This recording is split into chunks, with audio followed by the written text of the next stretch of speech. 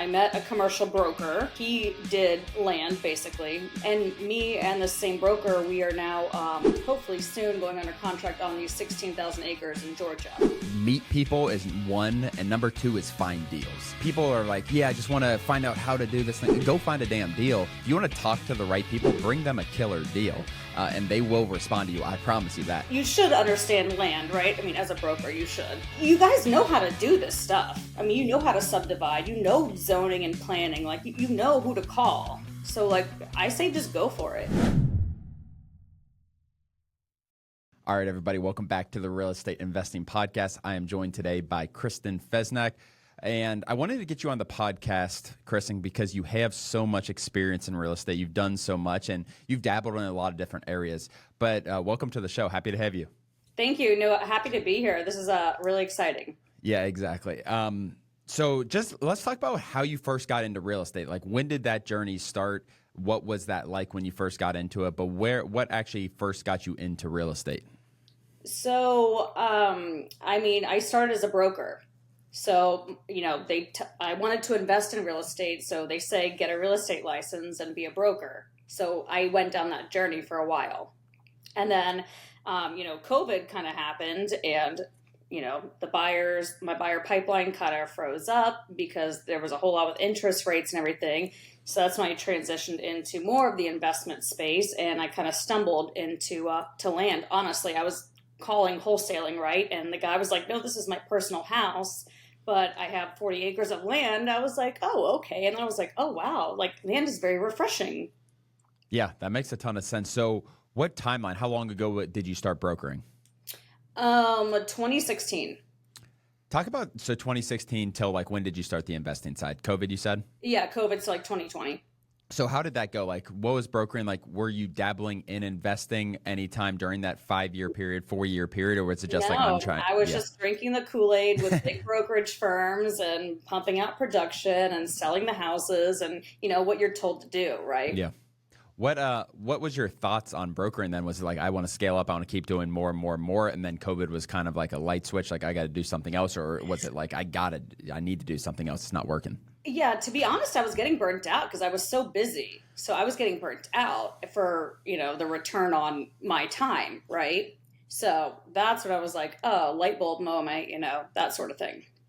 So some brokers that I've talked to, like, they see investors and they're representing investors who are making so much money.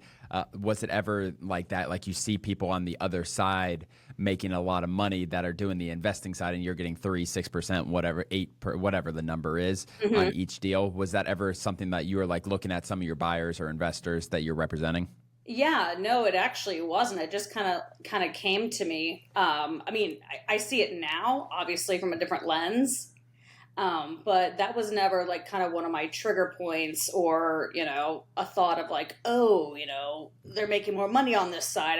It never, because I guess I just didn't have those deals come across my desk, basically. Mm-hmm. So was it more you were representing just traditional single family? Was that the main avenue? Mm-hmm. Yeah, obviously I've switched into commercial and land now, so I broker land for builders and developers now because, again, yeah, I switched because I was like, you know, I'm burnt out, like all these houses. I'm like, my builders, they have the money. They're doing the developments. Like, that's where the bigger deals are. So I've made a whole just like transition in general. Yeah.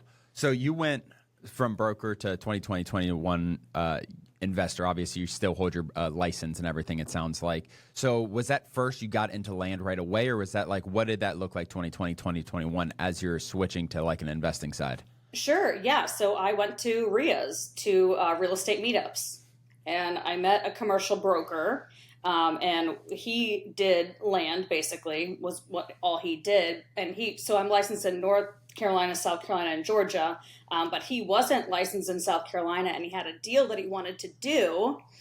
So we hooked up, and that's kind of where I got like into land on the broker side. And me and the same broker, we are now hopefully soon going under contract on these 16,000 acres in Georgia.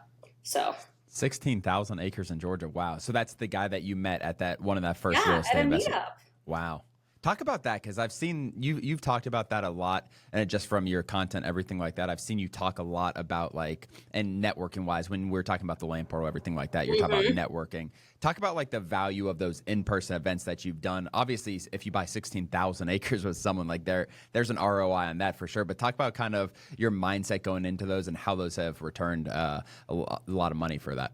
Sure, no, absolutely. And I mean, the person that gave us the buyer, which is a developer out of California, he also was a person at a meetup, like at a different meetup, but he was like, I know the people that probably have your money. So, I mean, I think it's very invaluable. I mean, because one of the guys said one time at the meetups, he was like, he shows up all the time. And he was like, you just never know. He said, one conversation, one relationship, one interaction could change your life or change the course of something. So I'm a huge proponent of it. And I think of it for me, it's basically my lead generation. Like, I mean, because who you're in business with matters, and so for me, the value of that is extremely huge. And it helps that you're licensed in 3 states. What made you get licensed? Because obviously, are you in South Carolina? Where are you? So I'm in Charlotte, so we're right on the border, North and South Carolina. So It's almost like you have to do both here in order to do anything. And the only reason that I opened my firm in Georgia was because I wanted to contract 16,000 acres. Yeah. I've never been like a big in-person networking. I know the value in them, and it's just like, I don't know.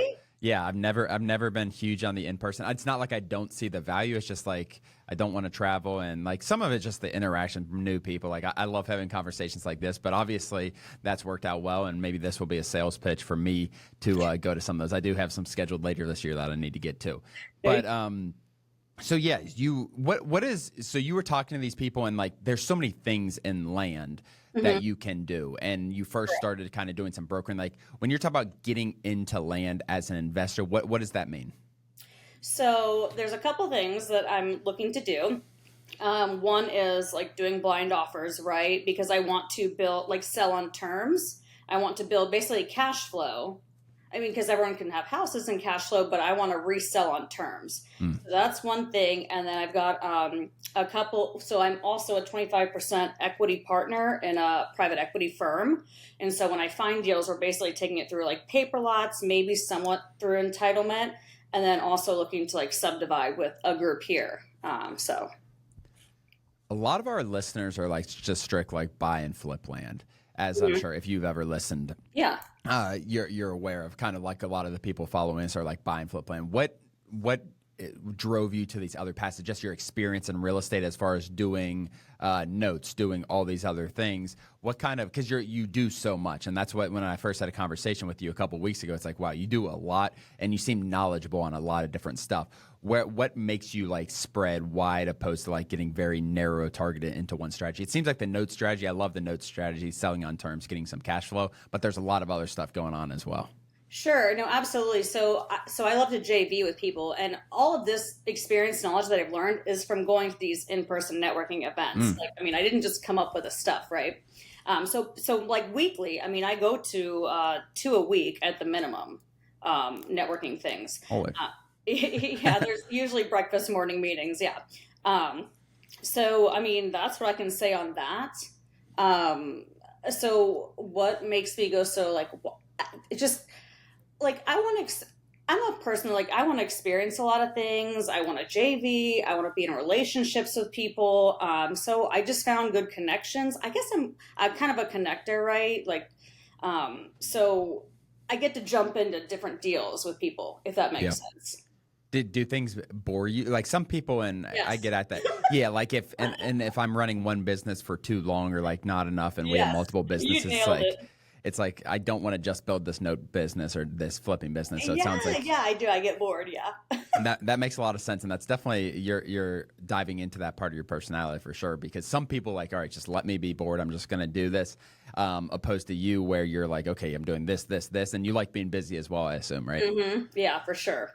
So let's dive into this 16,000 acres. So this relationship started early COVID times? Is that correct or no? Yeah, so the relationship started early COVID times with a commercial broker who knew of the land. He had actually tried to sell it previously, but it didn't work out in the past. So then he kind of met me. We kind of got friendly, and then I went to a different networking thing. And this guy was like talking like he knew a lot of people with a lot of money, and I was like, you know where my money is.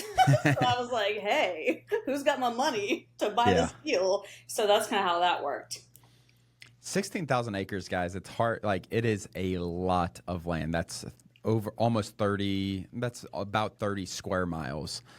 640 acres is a square mile. So, like, it is a lot of land. This is the size of a city. Where is it? You don't tell me exactly where in Georgia, but I assume it's pretty rural. And like, what are your plans with this land, or are you just flipping it to a developer? No, yeah. So I'm brokering this one. Got it. So it's on a kind of a brokerage side. The one of the owners of the land, there's like 8 parcels. He's also a broker in Georgia. So yeah, it's a straight broker deal, but I believe they're going to have to develop like basically a whole city. Because they're gonna have to like bring people in. They're like thinking about like villages on steroids, marinas, that kind of thing. Mm-hmm. What can you disclose the purchase price? Or a range? Not completely contracted yet, but it's up there. It's up there. I'd imagine we'll definitely keep our eye out for that. That's awesome. So this is your guy that you know. Is he the buyer, or is that correct? He's one of the buyers. So no, I'm co-broking it with another commercial broker. Yes, that's the same commercial broker I met in 2020.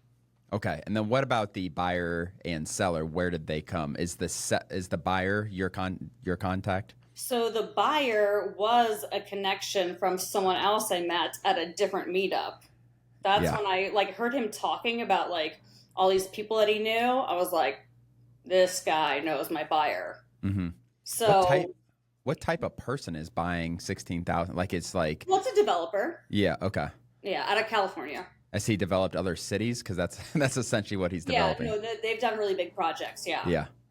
Mm-hmm. And do you know much about, like, the end plans with something like this? I know you said the kind of, like, building out everything, you got to bring people in. Like, is it what does that look like? Or it's still really early in the process. I know that they kind of talk about doing, like, villages on steroids, like in Florida kind of thing. Mm-hmm. But I mean, they're gonna have to build out like hospitals, like everything. I mean, they're gonna have to build it out to where they have to attract people that want to live there, right? Because again, it is rural. All right, so it's in between basically Savannah and Jacksonville, on the coast. Yeah, right there. So I mean, it's a great spot. So hopefully, the people coming down from New York and people coming back up from Florida, the halfbacks, whatever. So. And get some land. I'm sure a lot of people want to be like have that have the amenities where they can live their life, and they're also going to have some land. I'm sure not split it up into 10th acre lots or something like that when they do. Yeah, so I mean they're going to have like a section that's probably like 55 plus, right? But then like regular sections and whatever, So I think that's kind of the vibe. Mm-hmm. What are the chances, in your opinion, this deal going through? Is it pretty high at this point? Yes, we're getting really close with the seller. We've been we got the LOI, I want to say like in January. So like we're 5 months in negotiations, and this is just the first parcel, but hopefully the rest of the parcels can get on board. It's a whole family thing. So like we're super close right now. Yeah. So you've been in land now for a few years. Since you kind of like stopped doing residential houses, and I'm sure you still do those if they pop up in terms of buying, selling them. Sure. But what is kind of you talked about building a note, like what's your end goal, not end goal, but what's your 3-5 year goal with land? Or do you not know exactly what direction it's going to take you? Obviously, you said building a note business. What else is going along with that? Yeah. So building the note business, I mean, I'd like to have obviously decent passive cash flow, right? So that's a big goal. I'm really excited about my equity partnership with this private equity firm.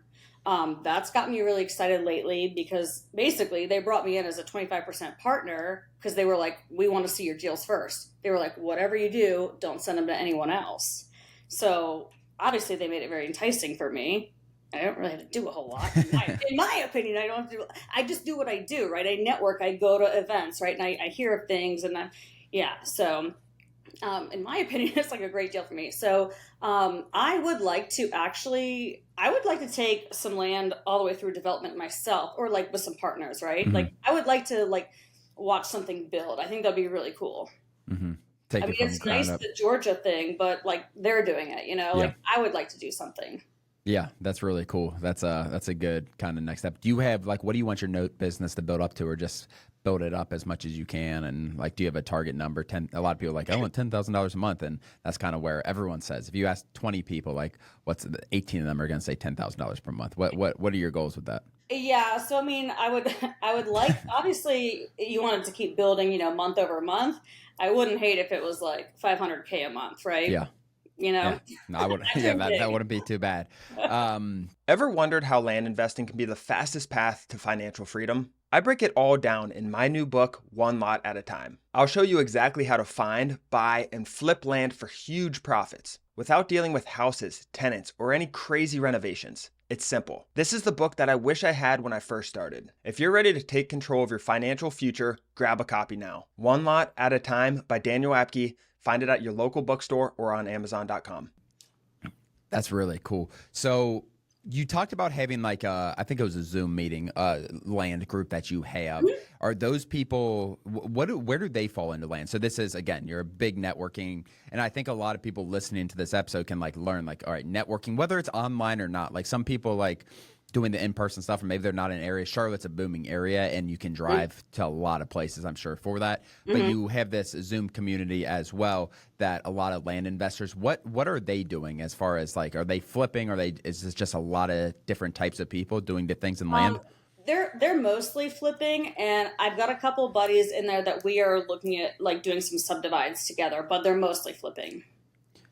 Okay, so mostly flipping, and you talked when you partnered with the land portal a little bit. What has that been something that has helped them in their business? Has it helped you in your business at all? How does that work in with what you guys are doing? Yeah, no, exactly. I mean, there's several people in my group that use the land portal, and you know, I got introduced to it from someone. I mean, before he was not in my group, but he was the one that introduced me to it. And then we've got another guy on board with it. So no, it's definitely been helpful, especially looking at like if we are looking to like subdivide and do some different things. I think that's where it's super helpful on those Mm-hmm. comps and the buildability, like areas that it outlines is I think is like great. I don't know how many brokers listen to our podcast, but let's talk to some brokers if they're out there listening, like brokers who are stuck in the residential game, struggling a little bit. I know we have some because I do a lot of consultations. People are interested in our program, might have a little bit of cold feet, or they're doing broker, they're making okay money, but they want to do something else. They want to make more money. Talk Hmm. to those brokers. Like, what kind of advice do you have for them? Not necessarily if they're struggling, just in general. Like they want to get on the investor side, but maybe they're a little bit of cold feet. Go big or go home. I mean, you just got to make the leap. I mean, because so brokers, I mean, you're selling houses, but think about selling the land to the developers who build the neighborhoods, like, Mm-hmm. Either sell to them or on the investment side, you should understand land, right? I mean, as a broker, you should. Not every broker does, but you guys know how to do this stuff. I mean, you Mm-hmm. know how to subdivide, zoning and planning, like you know who to call. So like I say just go for it. And you went from, I mean, this is only 4 years ago. You went from not knowing really any, and yeah, you're this 16,000 acres you're brokering. But that being said, like it was an asset class you weren't familiar with, and now you're doing a Correct. giant deal. I don't know what the price is. I could guess what it is. I'd guess in the 20 to 30 million range. It could be a little above that. But okay, so we're above that, and I'm not overly familiar. I don't know exactly where it is, obviously, but either way, it's a huge deal. Right. And you went from doing single family houses, selling to Bob and Jill for their dream house, to now doing a 16,000 acre property. It's not if you dig into something, you can learn so much so fast. And now you're doing all these meetups, you're meeting so many people, and you have a lot of big deals, I think, on the horizon. Like this is the first of many, in my opinion, and this is just a brokering. You're going to be the equity partner in a lot. And just by building relationships, you got a 25% equity stake in a company that where you don't have no money out of your pocket. Like, you just need to talk to people. And it was the same person that gave me the buyer for the 16,000 acres. He introduced me to this other group that brought me in as a partner. It's a snowball effect, isn't it? Like with networking. Yeah. Especially if you have good energy about you, you actually want to help the other person. You're not just always like thinking about yourself in terms of like trying to build these relationships. Like, if you can build genuine relationships with people, like, it truly is a snowball effect. Because I didn't know Kristen 3 weeks ago. I talked to Kristen 2 weeks ago about the land portal. I asked her on the podcast, and now her reach is getting out there. I'm sure she'll have people reach out to her from this podcast. It just snowballs, and it can happen really fast. That's why I think the next like 2-3 years for you are going to be amazing. Yeah, no, I'm excited. I'm excited to do deals with you guys too. So. Yeah, for sure. Yeah, we have a amazing community. I'm sure realtors, stuff like that, because it's such a, I don't know, realtors struggle to move over to the investing side, I think, a lot of times. And then once they do, they're like, why was I not doing this earlier? Was that something you thought about, like 20? And it was a blessing, I guess. Like COVID wasn't a blessing. But that being said, like, it was like, okay, I don't have a choice right now. Like, you don't have enough deals. Didn't have a choice, right, yeah. And is it something that you see a lot of people like, or for your personal situation, was it like you came over to the investing side and you're like, wow, I can't believe I didn't do this sooner. I didn't even think about this, because it sounded like you didn't even think about it sooner. Well, yeah, I mean, so the whole thing is like, I got my license because I wanted to invest. Like, that was the reason I got my license, but I drank all the Kool-Aid, right? And so they tell you to sell houses and get your license and do all the things. So I just followed the playbook, right?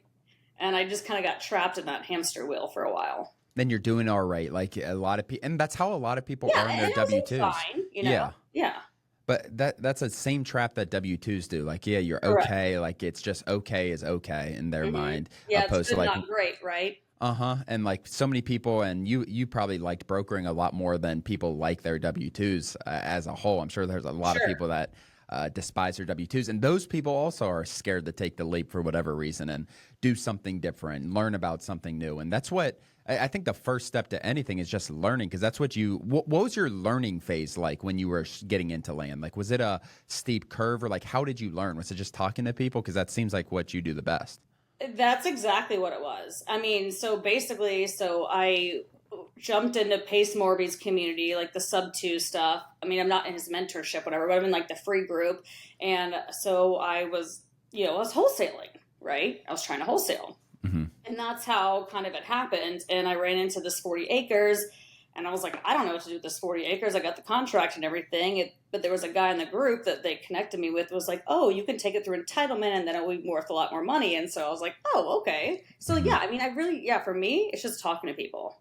So have you ever paid for like a program or anything, or has it just always been like, I go to these free meetups and you can get so much knowledge, YouTube, this stuff? I'm not in a particular group, yeah. So you paid for your license essentially, and that's basically, and there's education behind that to get your real estate license. Sure, yeah. But wow, that's crazy. And just talking to people, it's free too. Like, that's what all these meetups, like these meetups are free, right? As far as like, you're not paying. Yeah, I mean, most of them are free, or maybe you join a membership like $150 for the year or something. Yeah. But essentially, most of them are free. It's really good advice for someone who might have that W-2, and then there's these evening meetups, especially if you're in a bigger city like Charlotte. I mean, a lot of big cities have these type of real estate meetups. You go on Bigger Pockets, you go in these Discord groups, you talk to people, you find out what's going on. And most cities have something like, because you probably don't drive that much for a lot of your things. It's just in the city, right? Yeah, it's in the city, yeah. All investor stuff, because Charlotte's market has grown like crazy. What are your thoughts on like the land market around there? It's booming. You probably can't get a whole lot in Mecklenburg County cheap, which is like actual Charlotte. And we have what's called River District coming in, which is like the last master planned community. It's like southwest by the airport here. But that's like the last big land chunk that's available in Charlotte, and it's already obviously accounted for. Wow. So you like rural, couple counties outside, is there some, I'm sure it's spreading out. Oh, yeah, absolutely. So basically, yeah, if you want to do land in the Charlotte area, I would definitely say like the surrounding counties, like your Rowan, your Iredell, Cabarrus, Gaston. South Carolina as well, right? As far as the northern part of the border, yeah. South Carolina's a little pricey in York, but in Lancaster you can still get some good deals probably. Yeah, there's, I mean, and every big city, guys, is like this. Like Oh yeah. Charlotte isn't an outlier in terms of this. Like, yeah, you have a lot of, if there's land in the city or close to the city, it's going to be extremely competitive. You're going to have a ton of investors, people that you're competing with. But you start going outside, that's where there's opportunity. Mhm. Like Kristen said with Lancaster, like these areas, an hour outside. I own land an hour outside of Cincinnati. About an hour outside of Cincinnati. It's not cheap land. It's also very rural. So like you can get good deals. You got to go outside, I think, in my opinion, for a lot of people who are looking to buy land. Anything else? Any advice for new investors, people like that? Like what would be your one piece of advice for someone who's like looking to get into land, something like that? I know you've done so many different things, but Mhm. advice for someone who's looking to get in land, maybe they're stuck in a job, something like that. What would you tell them? I mean, so I keep going back to, but what I would tell them is try to reach out to people like you, reach out to people that are in the space, because you always want to be, you know, the stupidest person in the room, right? Like you want to be in rooms that people that are smarter than you or that have been there before, Mm-hmm. right? So that's what I would say, go to your, and that's kind of how we feel in Charlotte. We've got a great like PACE community, like sub creative finance community that I'm involved in here, but we don't have a big land community. And that's what I'm trying to like build here in Charlotte. Cause that was my thing. Like I felt like I didn't have a lot of people to reach out to because there's not as many people like in the land space, you know? No, there's not. And Yeah. it's not like the hot thing to do is land and maybe it's gaining steam, but it's still nothing compared to like building a house or something like that. Yeah, and so it's hard to find like kind of that group of people. So I would say find kind of that group of people if you're looking to get into land, and just like attach onto Hmm. them or like ask like, hey, can we JV or like, can I just partner with you? That's what I would say. Yep. And a lot of people are first getting started, like they always ask, how do I get started? I got no money. Like meet people is one, and number two is find deals. Like Right. there, you Well, do not right. need. Like people are like, yeah, I just want to find out how to do this thing. Go find a damn deal, and you'll network. You want to network with people, and you're not great at talking to people. You have the skill set of talking to people, everything like that. If you want to talk to the right people, bring them a killer deal, and they will respond to you. I promise you that. Yeah, and that's the thing. That's exactly how I got 25% equity stake in this group because all I'm doing is finding deals, you know? It's a crazy thing, like, and that's the value you bring, and you can bring to people with a ton of money, people with a ton of knowledge. And then you're Hmm. all of a sudden learning, and you're making money on the deal if you can find deals. Like, if you do not have money, capital behind you, you need to like that is your first thing. Like, yeah, Right. learn, network, and then find some deals because that Hmm. is the gap from where you are now to like what your goals are. Like, you got to get that first deal. So many Yeah. people like want free help and don't bring value, and they're just ask. Hmm. Like if you wanna connect with people, especially high level people, bring them some value, and I promise you a good deal is gonna do that. Right. Exactly. Exactly. But Kristen, it was a pleasure hearing about your story. I definitely want to get you back on once that 16,000 acre property goes through. I'm excited to hear everything about that, see where that goes, and I'm sure it'll be cool for you to kind of see as that develops. Yeah. Other than that, where can people find you? Oh, that's great. Land Scouties. So my company is Land Scouties. You guys can always just find me on Facebook and stuff too. I'm more on Facebook than anything. Are you in our Discord group?